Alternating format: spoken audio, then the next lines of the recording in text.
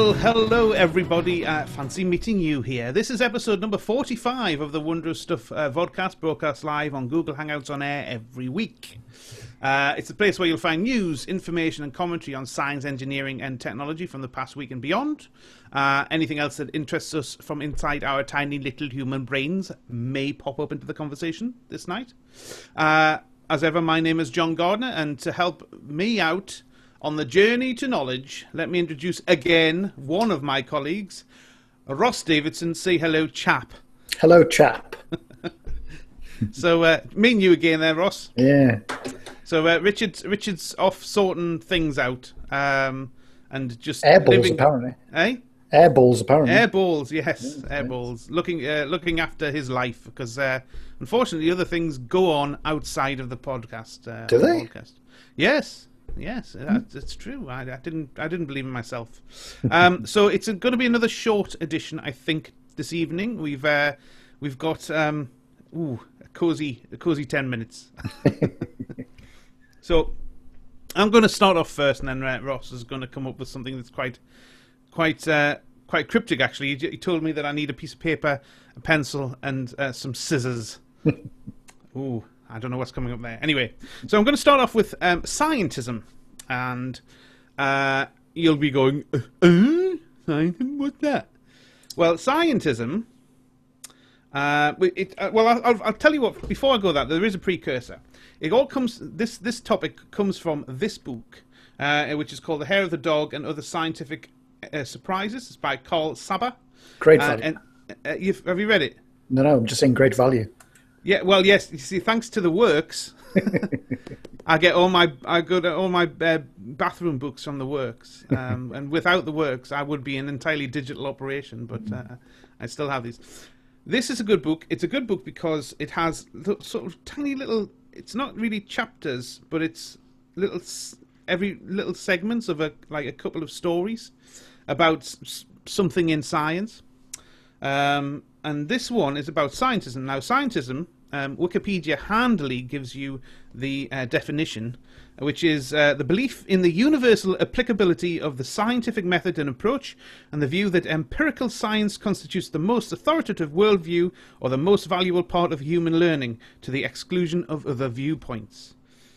But also handily, it gives you a slightly easier sort of definition, which is: it's the appearance of science. Just as realism is the appearance of reality, scientism is the appearance of science. So let me tell you some more. So you'll all have seen these advertisements where you'll get pseudoscience imagery of a man in white coats with a clipboard and selling their products, so hoping that you will buy their product and not their competitors. Sort of like, would you buy shampoo? Well, obviously I wouldn't buy shampoo. Would you buy shampoo that just cleans your hair and makes it smell nice? Or would you buy shampoo that cleans your hair, makes it smell nice, and has the power of provitamin B12 as well? And jojoba. And jojoba. Or Gilco biloba. Anyway, this example is from said book. And this shows you that you can use scientism within science as well. There's a particular example in this book, and it's about two psychologists who set out to prove something. They chose 56 students, and they gave them all news articles on functional magnetic resonance imaging, so MRIs, of brains. Mm-hmm. So they were showing activity in different parts of the brain. So they had news articles, they had images of brain scans. Now, these brains in these articles these brain images were being used by the media to prove or to show specific functions like lying, believing in love, or believing in God, or something like that. So they were saying, "Oh, look, the scan of this lobe shows activity in the believing in God sphere," type of thing. And in actual fact, the scans only showed increased blood and oxygen to parts of the brain, nothing more. Yeah. Right. But it's this inference that was given within the article. So what they did was an experiment where they wanted to find out whether the use of the images of these brain scans increased the belief in the scientific methods rather than just the text of the science, the actual proposal, the experiment and the conclusion. Whether putting these scans next to it changed the way somebody would feel about it. So they mocked up a load of news stories featuring results from fMRI, so functional magnetic resonance imaging research, and they split these students into 3 groups. The first group got just the scientific text. The second group got the scientific text plus some text, some sort of bar graphs, pie charts and stuff, and an image of a brain, just a brain, no activities, just here's a cartoon of a brain or something. And the third group had the text of the science, an image of a brain, and this brain was said to show some activity confirming the data. Okay. So there was 3 stories, and they were given out to each of the groups, and the text of each of those were not necessarily backing up the conclusions. The idea of the experiment was that the identical results would be treated more plausibly if an MRI picture of the brain attached. So that was the idea. Now the results of this were that more of the students... Now bearing in mind these are... it doesn't tell you what students there were, but one would presume that if they're psychologists, they are psychology students. Yeah. So they have some sort of scientific base. You would hope anyway. And the more the students believe the conclusions with the MRI images attached rather than just the text. So if you read it and had it, even with the ones with the bar charts showing this is like data from this experiment. If you put an image of a brain doing some, just like, this area's got blood flowing through it, funnily enough, they were more likely to believe that, even if the text was the same. Yeah. So if they didn't believe the text, but you put this image next to it, they were kind of swayed. Yeah.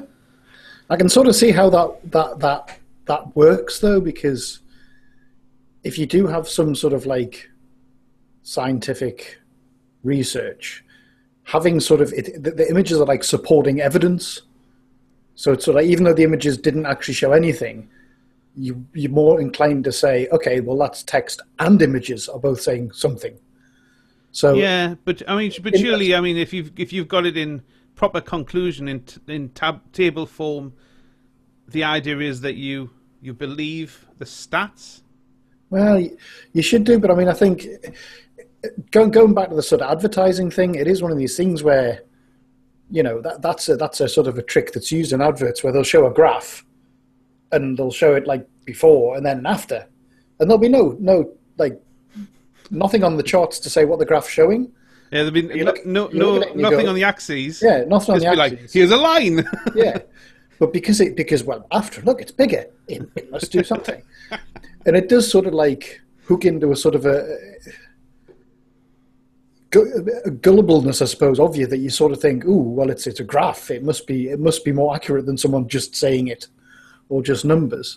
But interesting that it actually works on students who should know better, really. Yeah, it's true. But yeah, you see so many of these things where it is sort of pseudoscience, where it's like, not even just people dressed up as scientists, but when they make up words for something, it's got pro-vitamin Well, D, I'll come to that, 15. actually. I'll come to that. The end of this experiment was the sneaky bit.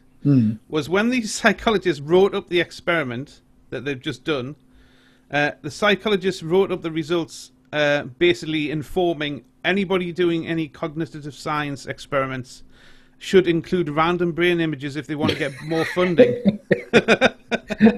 If it works.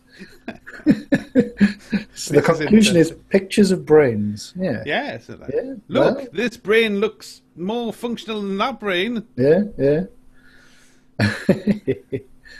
Excellent. So so what I was going to do is I was just going to have a little bit of fun here with some pseudoscientism in adverts. Oh yeah, excellent. So probably without fail, actually, these are all to do with.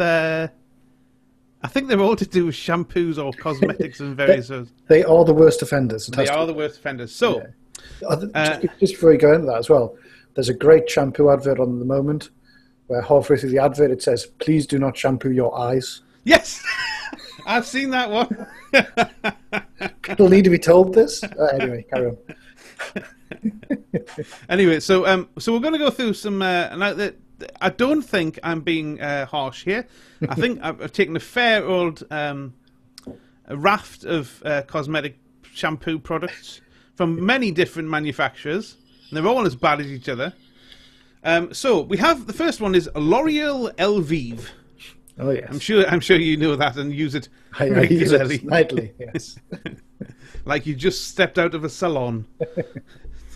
So according to L'Oreal Elvive, it has Neutralium. Oh, Neutralium. Neutralium. That sounds like something from a sci-fi film. Well, it's saying that the claim is that it nourishes, calms wayward hair and smooths the hair. I see. So calms and smooths, that's very clever wording there, because how do you measure calmness and smoothness of hair? It's true. Well, the science of it is that although hair does require some hydration, it's only about 10% of the weight of a hair strand is water, so it doesn't need a great deal. So this is not going to help much, basically, what I'm saying. Something like Sunsilk has duokeratins. Oh, two of them. Two of them. And the claim is that it's for damaged hair, damaged by wear and tear. The science is that the hair is a protein, and although keratin is made up of 20 amino acids, it's virtually indestructible. Right. That's not going to help. There's one here. Oh, which was the one I was looking at? Oh yeah, the Pantene Pro V, with the one with Pro Vitamins, the one I gave you an example of before. The claim that this Pro Vitamins moisturizes and smooths dry, frizzy, and unruly hair. The science behind it is that Pro Vitamins are virtually useless unless they're transformed into vitamins in the gut and blood. They'll do nothing on hair. Yeah, but there was another one as well here. There's like this is a product called Lancome Aqua Fusion. Now, water. Well, they were. This is the scientific blurb. Lancome scientists have created Aquacellular, trademark, a unique moisture complex of 16 essential elements found naturally in radiant, healthy-looking skin. Okay. Now, Professor Robin Lovell Badge, the National Institute for Medical Research in London, from a stem cell Institute of scientist, Studies. Yeah, a stem cell scientist with luminous skin, remarked that a moisture complex sounds like mud. Then, because he was saying this unique moisture complex of 16 essential elements. Then he remembered how in 1939 it was thought that only 16 elements were essential for plant life out of 90 or so on Earth. Perhaps that's what he was thinking, that Lancome were thinking, right? Professor Ken Seddon of the Queen's University in Belfast was bemused. Bemused from Belfast. He said, here the word elements is ambiguous. A chemical element or an ingredient. Essential? Essential to what? Natural? Well, influenza is natural. There's nothing intrinsically positive in this adjective. And unique, well, so what? And the term moisture complex has no defining meaning. So generally, it's just rubbish. We all knew that. Well, I think not everybody, but we knew that. I think the biggest one that used to get my goat, but it seems to have gone off the airways. Perhaps the Advertising Standards Authority got on their back. But Bifidus digestidum. Oh, yes. So we've got an internally gut bacteria, and we've invented it, and it's to do with digestion. Yeah. So we'll call it digestivum. There you go. I mean, it's an interesting thing you raise in terms of like advertising standards and stuff. How do these hair companies get away with saying these things that are obviously just made up science? Is it because they're actually trademarks? They just sound scientific? I think that's what it is. It's call just, it what they want.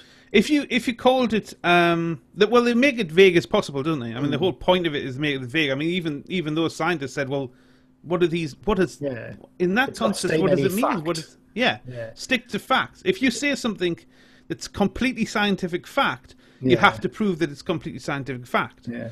But if you make up words, Yeah. you know, I mean, Neutrilium means absolutely diddly squat.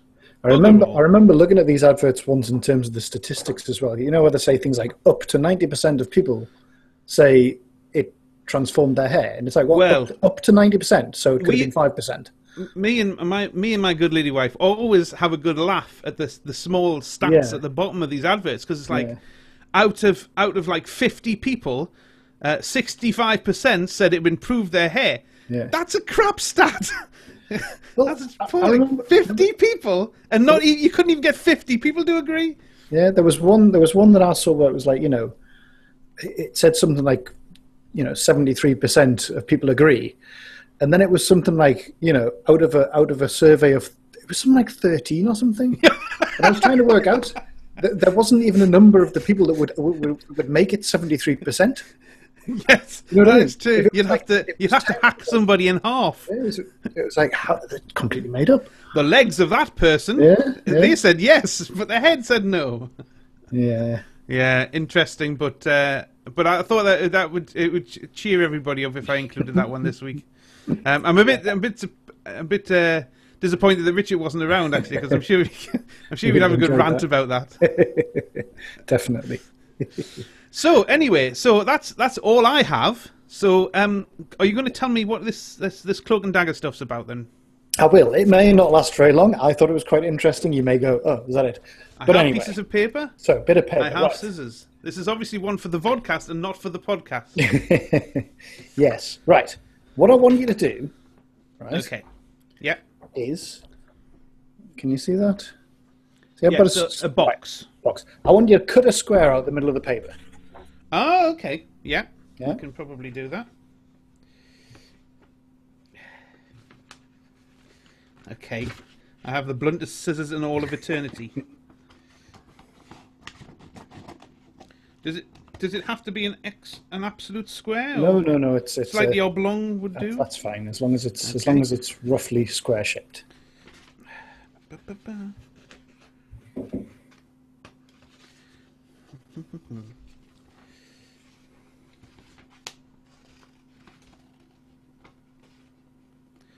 Just to talk amongst yourselves. I feel like I'm on Take Heart. We should add some background music. Didn't think of that.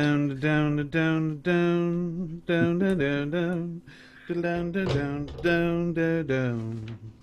Right. Okay. Square. Excellent. Right. How many cuts did you take to do that square? I have absolutely no idea. Approximately? I'm sorry. It was that main part of it I didn't do. So let's just say 4. Yeah. Okay. It's a fair bet. Right. So most people would do exactly what you just did there. Right? But you're going to tell me how to do it in less. Well, exactly. So there's an easy way of doing it, right? So fold the paper in half there, all right? And what you're going to do... Oh, I know what you're going to do. Actually, yeah. Do that, and that, and you get a square. And you only do 3 cuts. 3, yes.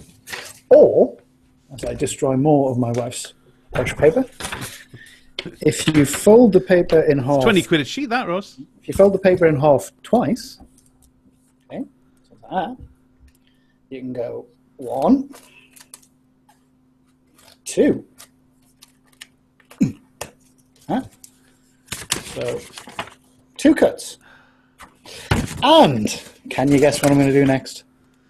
You're going to try and do it in 1 cut? Yes. So if you fold it in half once, and then fold it in half again. So, oops. inability to fold paper straight here. So you do that, and then you fold it diagonally. So you have it like that. You can then, if I've done this right, which I hope I have, do it in one cut. Oh, okay. Bravo, bravo. So this is then where the interesting bit comes out. There is a thing called the fold and cut theorem. And what this is basically it's a mathematical theorem that basically states that any shape with straight lines can be cut from a single piece of paper by folding it flat and making one single cut. So, as another example, I've got one more example before we continue. I've done some pre-folding on this one. Okay. So I'm going to do one cut on this bit of paper and hope that it works. And this is where it all fails miserably. I think this origami session's great. We'll have to do this one again. So if I cut that, what I should get is a star. Five-pointed star. Now this is actually an interesting story behind this. This is called a Ross star. What's it called? A Betsy Ross star. And the story behind this is... Hold it up again so I can see the full... So that shape there is a Betsy Ross star? Betsy Ross star. Right, okay. That's what I would draw when I draw a star. Yeah. I mean, it's not a particularly good one, but, you know. And what that supposedly is Betsy Ross was supposedly some sort of... what they're called? People who do... like clothes makers, like work with materials and stuff. Haberdasher? Something like that, yeah. Then in the 1800s, when they were doing the American flag, she apparently proposed having 5-pointed stars on the American flag. And when they went, oh no, it'll take ages to cut all of those out. We'll have to have hundreds of people cutting them out because we had, I don't know how many stars that on the American flag when they first made it. It wasn't as many have now, but and she just went and cut out a single star, and that's apparently a Betsy Ross star. Whether or not that's true or not, I'm not entirely sure. So it wasn't anything to do with the Japanese art of macrame. I nearly said no, origami. No. Macrame is something else. Macrame is rope tying, knot tying. Or something. Like that, yeah. So if I just share, I'll just quickly share my instructions for that. So hopefully you can see that there. So basically, there's a fold, another fold, another fold, another fold. Then you fold across, and then back, and back. It's stunning in its simplicity, Ross. Ross? Okay. Well, it's... It seems like Ross has disappeared off the ether. You know, I never really wanted to do a vodcast on my own, so it looks like I indeed have to do... Well, I mean, basically, I could just sit here and talk rubbish all night, but I'm not going to. It looks like Ross has lost his connection, and... sadly, that is where we'll have to end episode 45 of the Wonder of Stuff Vodcast. I'll do the administrivia to do with the Vodcast, and if Ross comes back, then he can join in and we might carry on. But, yeah, no, it doesn't look like he's going to come back. Anyway, so the Wonder of Stuff Vodcast is, like I said at the start, Ross has just come up and said his internet has gone down.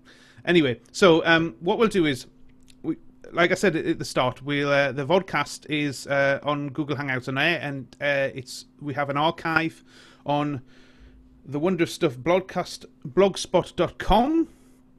and we also have a full archive that we're building up in audio format. So there's an RSS feed on the left-hand side of the website. And you can use that with Feedly or iTunes or any of your podcast players and listen to it when you would work in the car, out for a run, however, whatever you which way you want to do it. But what we'll do now is we'll end up this episode 45. I'll just say that we've got email addresses, wonderofstuff@gmail.com. If you've got anything that you want to say about this episode, any other episodes, any questions you want to ask, or if you want to come in and do a guest spot, please do that. Drop us an email on wonderstuff@gmail.com. We all have access to that mailbox. And as we're coming up to, like we said last week, we're coming up to the 52nd episode, and the 52nd episode is our first birthday. We'd like to do something different on that episode, so if you'd like to come on and tell us something about your particular favourite topic about in engineering, science, technology, something like that, that would be good. But I think this is probably the best time for me to say I hope you've enjoyed this episode, however short it is. Hopefully next week we will be back with an extended standard version of 45 minutes. All three of us will be here, and we'll be able to give you some more stunning information about science, engineering, and technology. But until then, I'll say from me, goodbye now.